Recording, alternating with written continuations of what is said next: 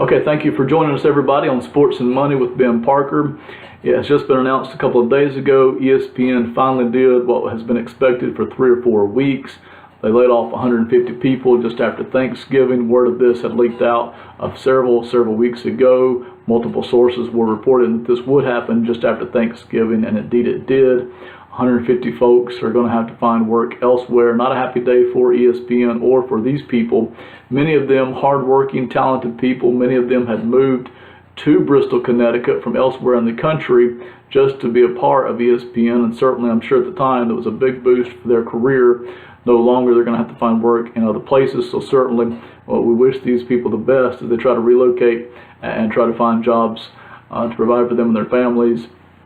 This follows a round of layoffs in April of this year where 100 more people were laid off. Most of that was on-air talent. This current group is mostly behind-the-scenes talent, production, and technology. The ones in April were more names and faces that we knew than, of course, you have back in October of 2015. You had about 300 people who were also laid off. So these 3 rounds of layoffs here of the past 3 years is going to equal about 550 people. Now, if you compare that to ESPN's workforce, it's not a high percentage. ESPN has a workforce of around 8,000.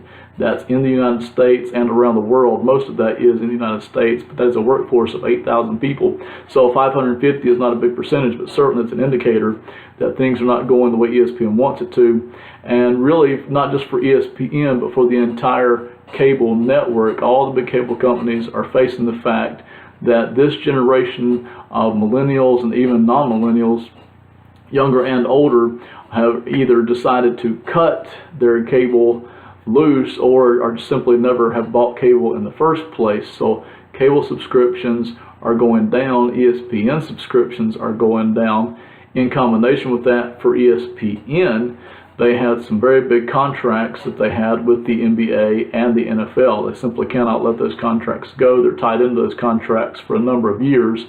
They had a massive amount of money riding on the fact that their subscriber base would either increase or remain the same, and instead it's going down. So since they cannot release those NFL and NBA contracts, this is what they're having to do instead, cut loose a lot of salary here with these folks during these 3 rounds of layoffs, and in an effort to redirect what they're going to do over the next few years. So listen, ESPN's not going anywhere for a long time. Neither is the cable industry, but things are going badly enough to where they're having to rethink everything that they do. They're having to make new decisions and refocus where they want to put their energy and resources at. We'll talk about that for ESPN more on a future date, but that's true all across the cable industry. While they're not going anywhere, they certainly have tons of money pouring in.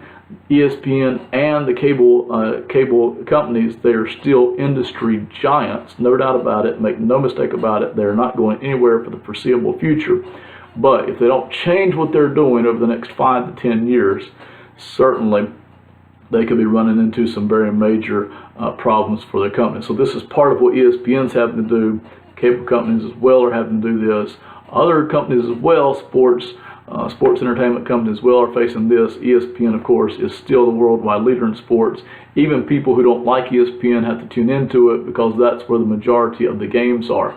Your baseball, your basketball, many of the championships that happen on ESPN. So ESPN's not going anywhere for a long time, but they're having to change what they do, and if they don't change what they do and do it well over the next few years, then certainly they could see their place in the industry begin to slide, and they're already taking some hits for that as well. We'll keep you updated on more of this, what else ESPN might be doing in the future, and what's causing this all across the industry. Thanks so much for being with us. We'll see you next time on